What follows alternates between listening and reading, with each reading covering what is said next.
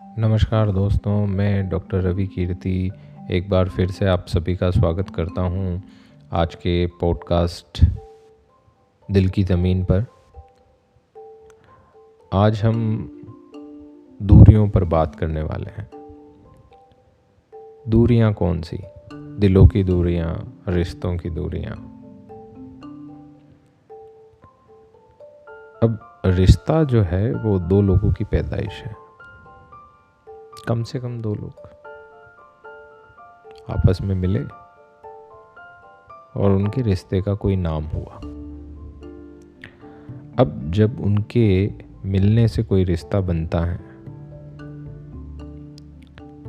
तो इन दो लोगों की जिम्मेदारी है कि जो रिश्ता उनके मिलने से बना है उसकी परवरिश वो खुद करें, उसकी देखभाल करें और कोशिश करें कि वो रिश्ता अच्छे से फले फूले, उसमें कोई कमी ना रहे। अगर कमी रहती है तो कमजोरी आएगी। कमजोरी हुई तो जैसे शरीर में हड्डियां टूटने की संभावनाएं बढ़ जाती हैं, वैसे ही रिश्तों में भी टूटने, दरारें आने की संभावनाएं बढ़ जाती हैं।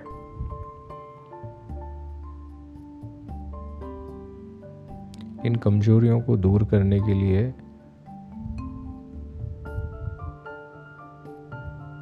प्यार के कई रूप हैं, वो बहुत जरूरी हैं।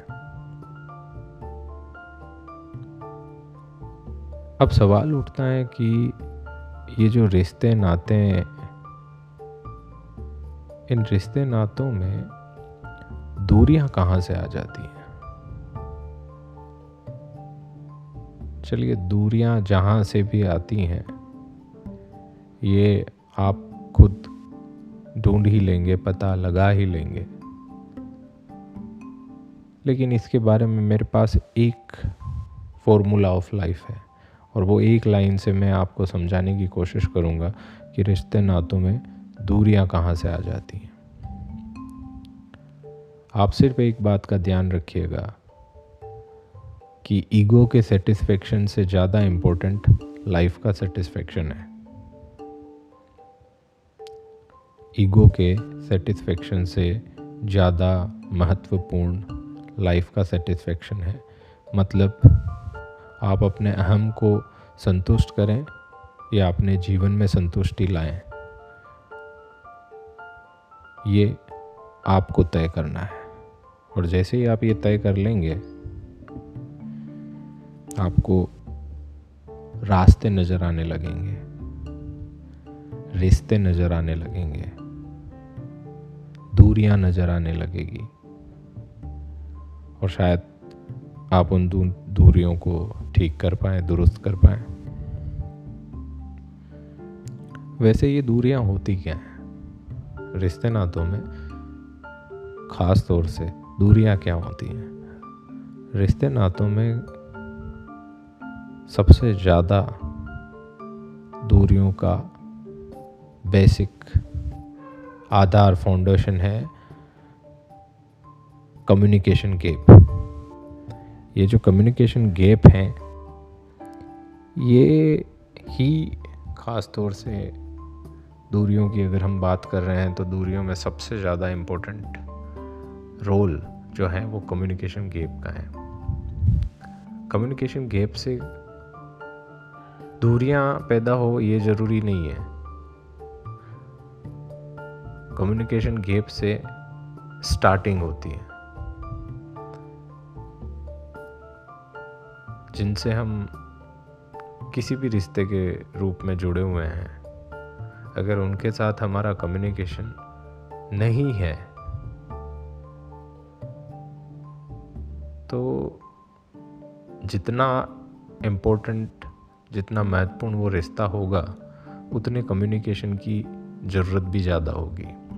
तो जहाँ रिश्ते दूर के हैं वहाँ कम ज़रूरत पड़ेगी और जहाँ रिश्ते नज़दीकी हैं वहाँ बहुत ज़्यादा आपको ज़रूरत पड़ेगी कि आप आपस में कम्युनिकेट करें, आपस में शेयर करें, पेयरिंग में रहें और एक दूसरे की केयरिंग भी करें।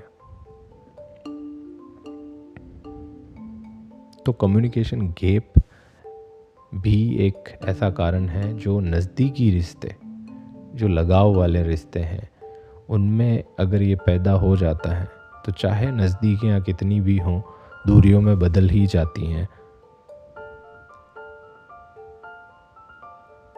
अब बात करें अगर कि ये रिश्ते नाते जो हैं, इसमें गलती किसकी और सज़ा किसकी, तो रिश्ता जो है वो दो लोगों के मिलने से बना है, और जब ये दो लोग मिलते हैं, रिश्ते को जन्म देते हैं, उसको नाम देते हैं, उसकी परवरिश करते हैं, तो रिश्ता बेहतर चलता है। दो लोग मिले और रिश्ते को लावारिस छोड़ दिया, गैर जिम्मेदार दो लोग अगर मिलते हैं तो अक्सर रिश्ते को अधूरा और आधे रास्ते में छोड़ देते हैं, और उसके बाद उसकी सज़ा उस रिश्ते को ही नहीं मिलती, उस रिश्ते के अलावा उसके आसपास जो कुछ भी हैं, जो भी उससे जुड़े हुए हैं, चाहे वो लोग हों, चाहे वो यादें हों, चाहे वो आपस की एक दूसरे की उम्मीदें हों, हर जगह बस तबाही तबाही बढ़ती जाती हैं। और ये जो दूरियां हैं, ये दूरियां इस रिश्ते में इस कदर बढ़ती हैं कि ये गैर जिम्मेदार लोग जो किसी रिश्ते को नाम देते हैं पहले और फिर छोड़ के चले जाते हैं या मजबूर कर देते हैं छोड़ने पे, दोनों स्थिति है। इसको मैं एक लाइन से समझाने की कोशिश करूँगा, आराम या इंतज़ाम। इस पे आप गौर फरमाइएगा कि रिश्ता किसी के लिए आराम भी हो सकता है, रिश्ता किसी के लिए इंतज़ाम भी हो सकता है। कुछ लोग रिश्ते को किस रूप में इस्तेमाल करते हैं वो अब आप लोगों की समझ है। अपने अपने आसपास के लोगों को जब आप देखेंगे, अपने करीबी लोगों को देखेंगे, किस तरीके से वो इस रिश्ते की परवरिश करते हैं, कितना अपना इनपुट वो इस रिश्ते में दे रहे हैं, उससे आप अंदाज़ा लगा सकते हैं। अब जब रिश्ता दूरियों में बदलने लगे या रिश्तों में दूरियां बढ़ने लगे तो अधूरेपन का एहसास अक्सर लोगों को सताता है। साइकोलॉजिस्ट होने के नाते मैं कई बार कई लोगों से ये बात सुनता हूँ कि अब जब दूरियां बढ़ने लगी हैं तो वो काफ़ी अधूरापन महसूस करते हैं। ये अधूरापन वो उस रिश्ते की वजह से महसूस करते हैं। उस रिश्ते में रहते हुए एक और इंसान के साथ अपने जीवन की कई चीज़ें आपस में शेयर करने की वजह से जो आदत वो डाल लेते हैं, उसकी वजह से वो अधूरापन महसूस करते हैं। तो इसी दूरियों के सारे दुखों में और दूरियों की सारी परेशानियों में कई लोगों से कई बातें सुनी हैं।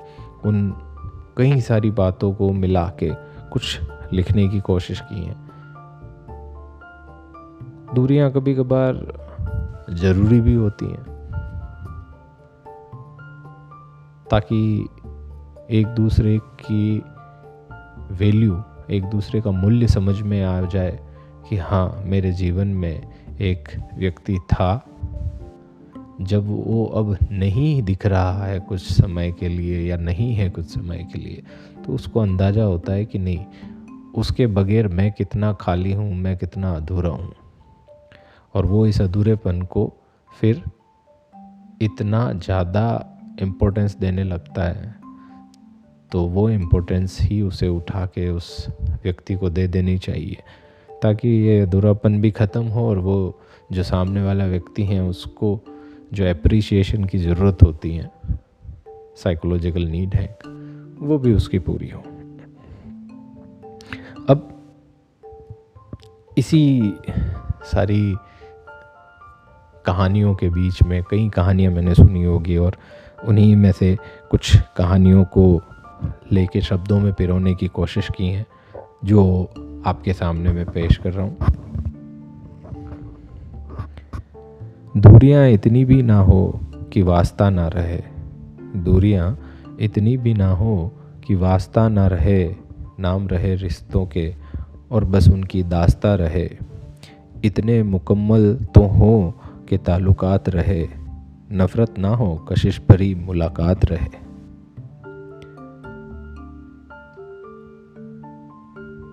जो दहलीज पार कर जाते हैं, जो दहलीज पार कर जाते हैं वो नाकाबिले रसाई हो जाते हैं। जो दहलीज पार कर जाते हैं वो नाकाबिले रसाई हो जाते हैं। नाकाबिले रसाई का मतलब अनअप्रोचेबल, जिनको हम अप्रोच करने की कोशिश करें और फिर भी उनसे हम कनेक्ट ना हो पाएँ, कांटेक्ट ना कर पाएँ। जैसे नॉट रीचेबल हो जाते हैं कुछ लोग, कभी कोई ब्लॉक कर देता है, कभी कोई नंबर बदल लेता है, कभी कोई एकदम से गायब हो जाता है जैसे। तो उसी को शब्दों में पिरोया है कि जो दहलीज पार कर जाते हैं वो नाकाबिल रसाई हो जाते हैं जो खुदगर्ज इतने वो उल्फतों के कसाई हो जाते हैं।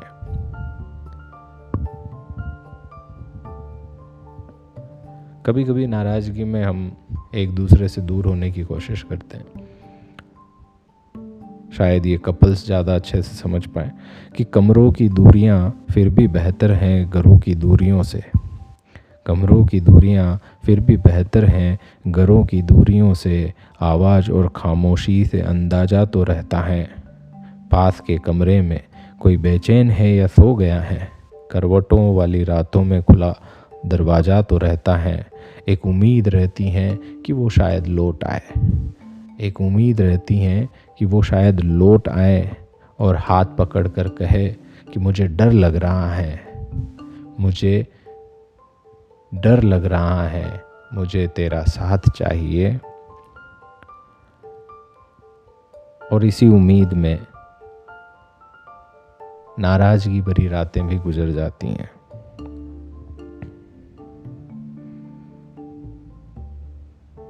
फिर उनके लौटने का एक इंतज़ार बना रहता है।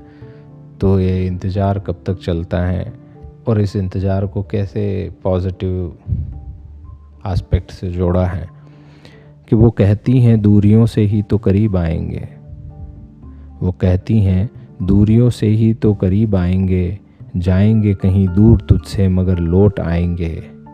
तेरे दर पे हम बन के कभी, तेरे दर पे हम बन के कभी गरीब आएंगे। तू समेट लेना बाहों में, हम जब भी तेरे करीब आएंगे।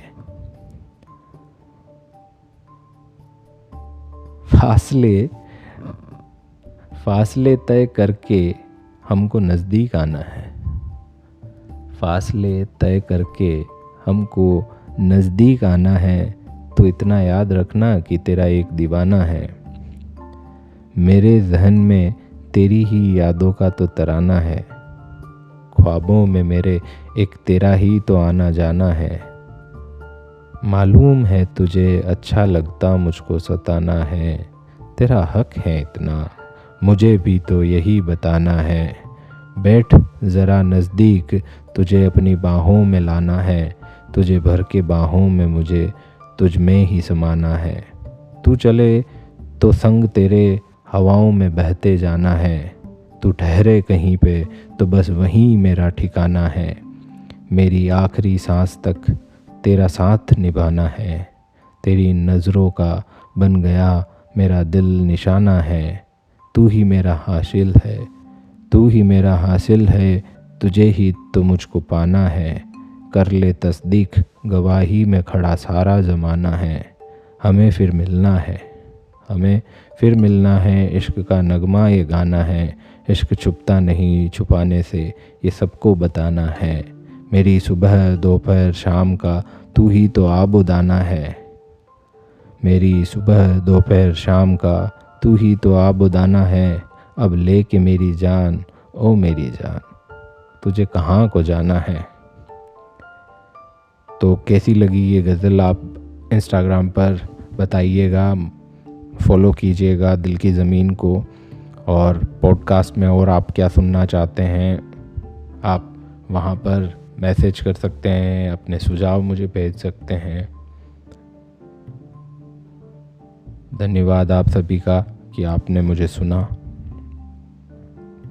आपके रिश्ते नातों से रिलेटेड अगर कोई भी सवाल हैं या रिलेशनशिप में कभी कोई ट्रबल आप महसूस करते हैं तो उसके रिगार्डिंग भी आप चाहें तो मुझे मैसेज ड्रॉप कर सकते हैं इंस्टाग्राम पर। कोशिश करूँगा मैं आपके सवालों के जवाब दे पाऊँ। Thank you. गुड नाइट, शुभ रात्रि।